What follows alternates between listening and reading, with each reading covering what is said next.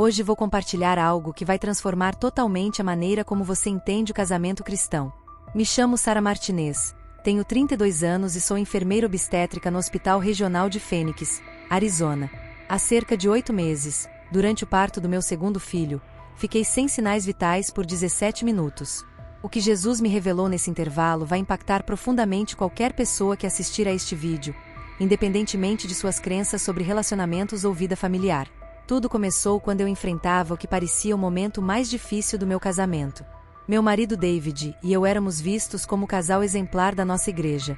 Nos conhecemos ainda no grupo de jovens, aos 19 anos. Namoramos por 3 anos e tivemos uma cerimônia de casamento linda, com mais de 200 convidados. Nos primeiros anos parecia que tínhamos tudo sob controle. David trabalhava como contador numa construtora, eu fazia plantões noturnos como enfermeira, e nossa filha Emma tinha 4 anos. Nossa vida por fora parecia perfeita. Morávamos numa casa segura, participávamos assiduamente da igreja, atuávamos no ministério de casais e até liderávamos estudos bíblicos para recém-casados. Porém, por dentro, algo estava desmoronando, algo que eu não conseguia compreender. As discussões começaram pequenas, por motivos triviais, como quem lavava a louça ou que programa ver na TV. Com o tempo, essas pequenas desavenças evoluíram para debates mais sérios sobre dinheiro, a educação da Emma e até mesmo sobre nossas funções na igreja. O mais estranho é que ambos éramos cristãos dedicados. Orávamos juntos, líamos a Bíblia em família e participávamos de todos os cultos. Quando outros casais nos procuravam, conseguíamos oferecer conselhos bíblicos sólidos. Mas ao chegar em casa, éramos 2 pessoas diferentes. David passou a trabalhar mais, tentando garantir nossa estabilidade financeira com a chegada do bebê. Eu estava exausta dos plantões e da gravidez. Sentia que estava sozinha cuidando da casa e da Emma. Nossas conversas se resumiam a assuntos práticos: contas, horários, tarefas. Perdemos a conexão emocional e espiritual que tínhamos no começo. Quando soubemos que seria um menino, o anúncio não trouxe alegria, mas mais preocupação. David temia os gastos extras, e eu temia não dar conta de cuidar de 2 crianças enquanto trabalhava. Nossas orações viraram rotina, nossos momentos a 2 desapareceram. Até sentar juntos no sofá virou algo desconfortável. Na maternidade onde trabalho, via muitos casais enfrentando conflitos em momentos que deveriam ser de felicidade. Esposos distraídos e mulheres não só sofrendo fisicamente, mas também emocionalmente sozinhas. Na nossa igreja, a realidade não era diferente. Nos últimos 2 anos, 4 casais do nosso grupo de estudo se divorciaram. Pessoas que oravam conosco, tinham fé e estavam envolvidas na igreja, mas que terminaram separados por falta de comunicação, prioridades distintas e sensação de estranhamento. O que mais me chocava era que todos esses casais eram genuinamente cristãos. Não pessoas que abandonaram a fé ou levavam vidas duplas, mas pessoas sinceras, que amavam a Deus e serviam na igreja. E ainda assim seus casamentos desmoronaram de forma devastadora. Eu comecei a me perguntar se David e eu seríamos os próximos. Havia noites em que eu ficava acordada, observando ele dormindo ao meu lado, tentando entender quando paramos de ser amigos, quando a conversa virou só logística, quando deixamos de sonhar juntos para apenas sobreviver. Tentamos vários recursos que outros casais cristãos recomendavam: livros, palestras online, horários fixos para orar juntos, mas nada durava. Por algumas semanas melhorávamos, mas logo voltávamos ao mesmo ciclo. Quando a gravidez chegava ao fim, eu me sentia mais só do que nunca. David estava sobrecarregado com trabalho extra para cobrir minha licença. Estava cada vez mais distante. Emma, sentindo falta de atenção, começou a fazer birras constantes. Eu estava exausta física, emocional e espiritualmente, sem entender por que nossa família cristã estava se desintegrando. Tudo culminou numa terça-feira, 23 de março, quando entrei em trabalho de parto. David me levou ao hospital onde eu trabalhava, e de forma irônica, fui atendida pela equipe que eu mesma coordenava. No começo tudo parecia normal, mas depois de algumas horas a situação complicou. A pressão do bebê despencou e os médicos optaram por uma cesariana de emergência. Durante o procedimento, algo deu errado. Ouvi vozes urgentes, alarmes disparando, e por fim alguém gritando que meu coração havia parado. O próximo instante em que recuperei a consciência foi totalmente diferente de tudo que já havia vivido antes. Eu não estava mais na sala de cirurgia, nem sentia dor, e o ambiente ao meu redor parecia indescritivelmente belo. De repente me vi em pé em um lugar que irradiava uma paz completa e um amor que parecia não ter limites. A luz que me envolvia não vinha de nenhuma fonte visível, mas penetrava em cada fibra do meu ser, aquecendo não só o meu corpo, mas minha alma inteira. Era como se toda a ansiedade, as preocupações e as dores que eu carregava simplesmente tivessem desaparecido. Foi então que o ouvi. Jesus Cristo estava diante de mim, mas não da forma como eu estava acostumada a ver em pinturas ou filmes. Sua presença era ao mesmo tempo grandiosa e profundamente acolhedora.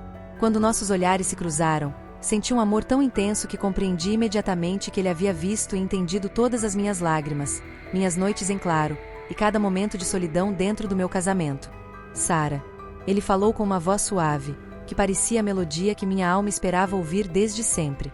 Preciso mostrar algo importante sobre o casamento e explicar por que tantos dos meus filhos enfrentam dificuldades em seus relacionamentos. Ele estendeu a mão, e diante de nós apareceu um objeto que parecia um livro feito inteiramente de luz. Ao abri-lo, pude ver imagens vivas que se moviam pelas páginas brilhantes, como janelas para casamentos de diferentes tempos e culturas. Observe, disse Jesus, apontando para as cenas que passavam. Desde o Jardim do Éden, o casamento foi criado para refletir o meu amor pela Igreja. Adão e Eva, antes da queda, viviam uma união perfeita, não só entre si, mas também comigo. Pude testemunhar aquela cena original, Adão e Eva caminhando lado a lado com Deus, em comunhão total, com seus corações abertos um para o outro e para o Criador. Era uma intimidade que ia muito além do físico ou emocional, uma conexão espiritual que fundamentava tudo. Mas então, Jesus continuou, seu rosto assumindo uma expressão séria. Com a entrada do pecado no mundo, a primeira consequência foi que eles passaram a se esconder, não só de Deus, mas um do outro. O medo, a vergonha e o orgulho passaram a fazer parte das relações humanas. O livro mostrou a trajetória da humanidade, revelando casamentos que começavam cheios de esperança e amor, mas que foram corroídos aos poucos pelo egoísmo, pela falta de perdão, pela comunicação quebrada, e principalmente, pela tentativa de construir união sem colocar Deus no centro. Essa situação que você e David vivem, explicou Jesus, não é incomum entre casais cristãos. Na verdade, é quase uma epidemia. Vocês me amam individualmente, participam da igreja, seguem os mandamentos, mas falham em compreender um princípio fundamental sobre o casamento. Ao virar a página, vi uma imagem que me fez estremecer, David e eu orando juntos na sala de estar antes de dormir. Parecia uma cena devota, mas Jesus me mostrou algo que eu nunca tinha notado. Estávamos lado a lado, mas nossos corações estavam distantes. Olhe mais de perto, ele pediu. Percebi que, embora as palavras de oração fossem proferidas, dentro de nós havia ressentimentos guardados. David orava, mas sua mente revisava irritações comigo. Eu agradecia pelas bênçãos, mas também alimentava mágoas por momentos em que me senti desvalorizada. Vocês criaram vidas espirituais paralelas, disse Jesus. Cada um busca conexão comigo de forma individual, cada um serve na igreja conforme seus dons, cada um estuda a minha palavra. Mas falharam em construir uma vida espiritual unificada como casal. Era exatamente aquilo que eu sentia, mas nunca consegui expressar. David e eu éramos dois cristãos vivendo sob o mesmo teto, em vez de sermos um casal em uma jornada espiritual conjunta. O livro então revelou casais ao longo da história que enfrentaram os mesmos desafios. Mulheres que choravam sozinhas enquanto seus maridos se ocupavam com trabalho e ministérios. Homens frustrados porque suas esposas pareciam mais envolvidas na igreja do que neles. Famílias que publicamente pareciam perfeitas, mas que em casa viviam como estranhos. Ali senti meu coração apertado, porque reconhecia minha própria história nessas cenas. Jesus sorriu com compaixão infinita e explicou que a igreja ensina muito bem a viver a fé individualmente, mas pouco sobre como viver a fé como casal. Vocês aprendem a orar sozinhos, mas não a orar em unidade. Buscam minha vontade para suas vidas pessoais, mas não para o relacionamento conjugal. Foi então que ele me mostrou algo que mudou tudo para mim. Casais que não apenas convidavam Jesus para suas orações, mas o colocavam como centro ativo do dia a dia. Eles não só oravam juntos, mas compartilhavam abertamente suas experiências espirituais, suas lutas, seus sonhos de servir lado a lado. Veja a diferença, disse Jesus, apontando para um casal na cozinha, lavando louça juntos. Eles conversavam sobre mais do que tarefas domésticas. Discutiam como poderiam usar sua casa para acolher outros, como administrar os recursos que receberam de forma fiel. Aqueles casais haviam descoberto algo que David e eu tínhamos perdido: enxergavam o casamento não como duas vidas cristãs independentes que ocasionalmente se cruzavam, mas como uma missão compartilhada, um ministério unido, uma forma de adoração conjunta. Jesus continuou dizendo que a maior tristeza é que muitos casais cristãos acreditam estar honrando o casamento apenas ao seguir regras externas, evitando adultério, não se divorciando, mantendo uma boa imagem na igreja, mas acabam perdendo a intimidade espiritual que realmente une duas pessoas em uma só carne. Então ele me mostrou algo que me fez chorar como jamais imaginei naquele lugar celestial. Vi David numa noite recente, sentado sozinho no carro após o trabalho, antes de entrar em casa. Ele estava orando, pedindo ajuda a Deus para ser um bom marido e pai, mas se sentia completamente perdido quanto à forma de se conectar comigo mais profundamente.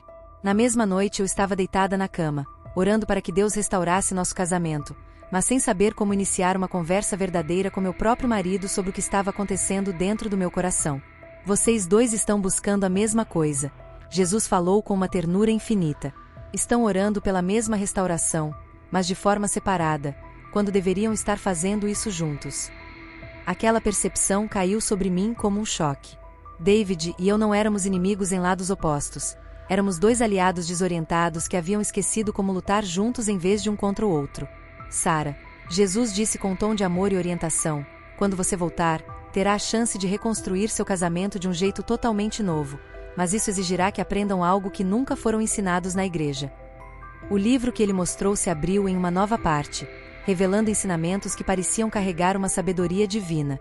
Primeiro, explicou Jesus, vocês precisam parar de orar apenas um pelo outro e começar a orar com revelações compartilhadas. Não basta dizer Senhor, abençoe meu marido, mas sim pedir, Senhor, mostre-nos como tu enxergas nosso casamento.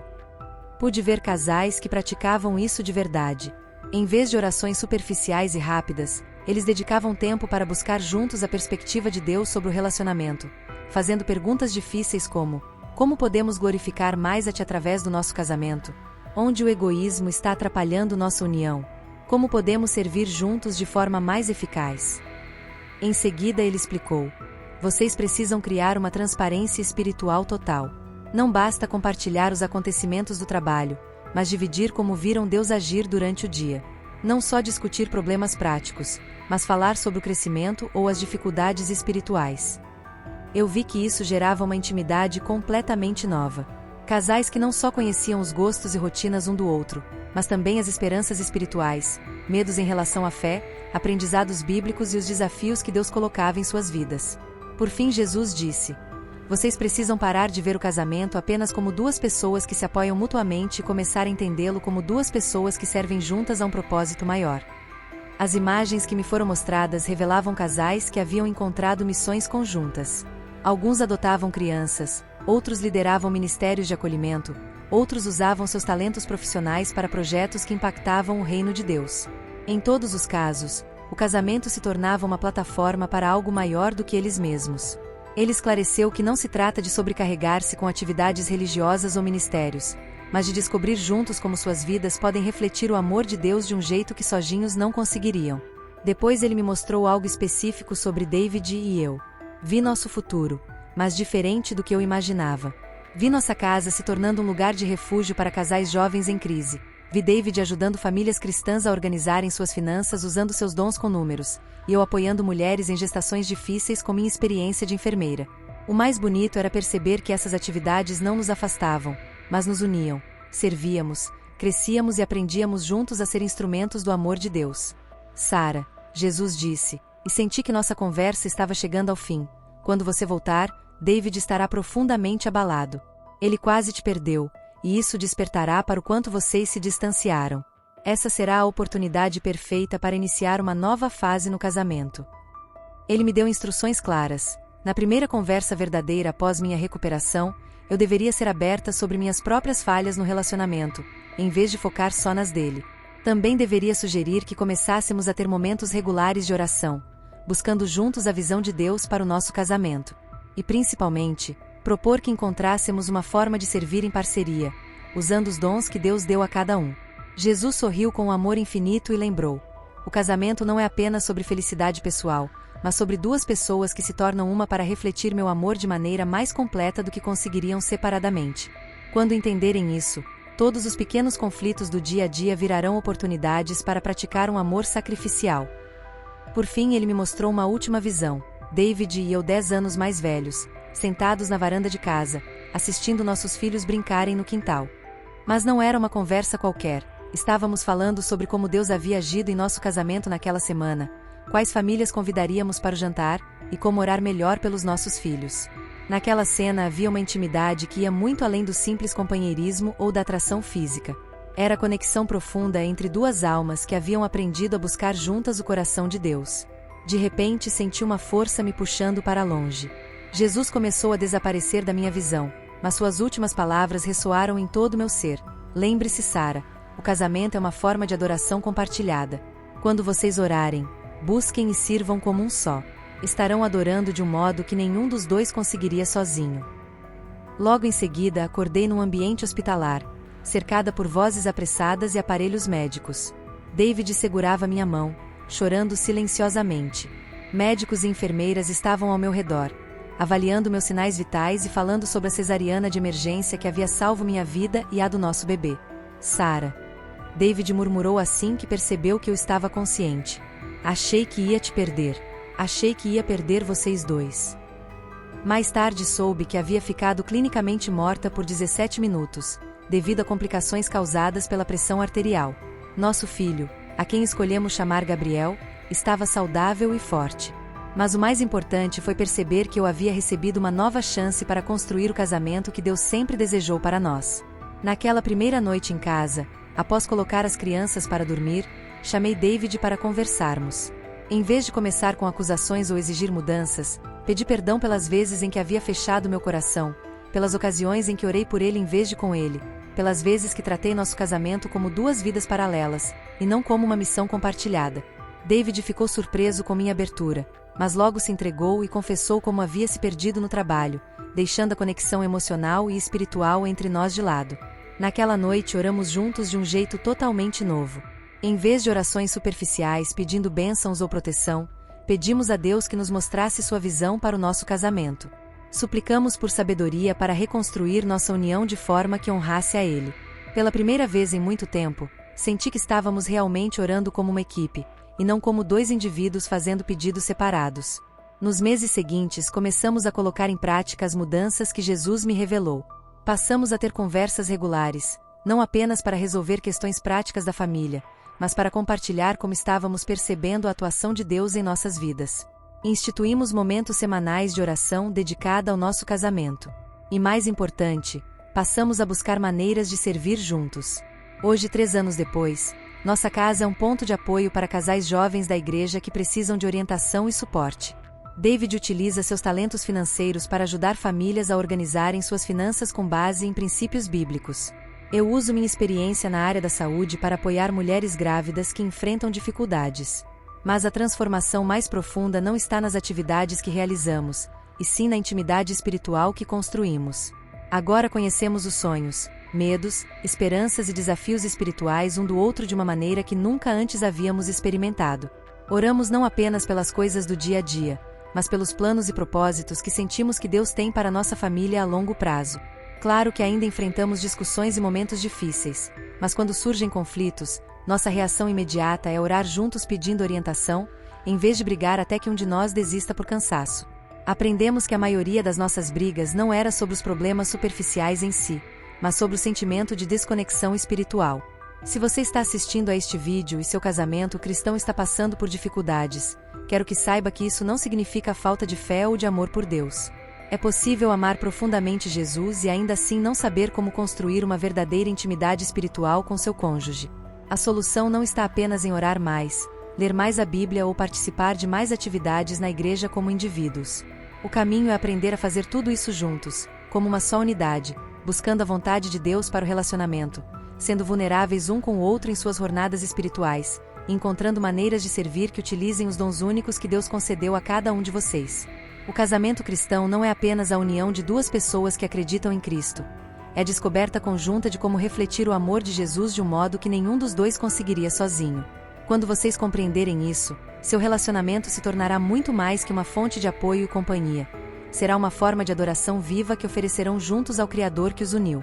Muito obrigada por assistir até aqui. Não se esqueça de se inscrever no canal e ativar as notificações para não perder nenhum testemunho. Nos vemos no próximo vídeo.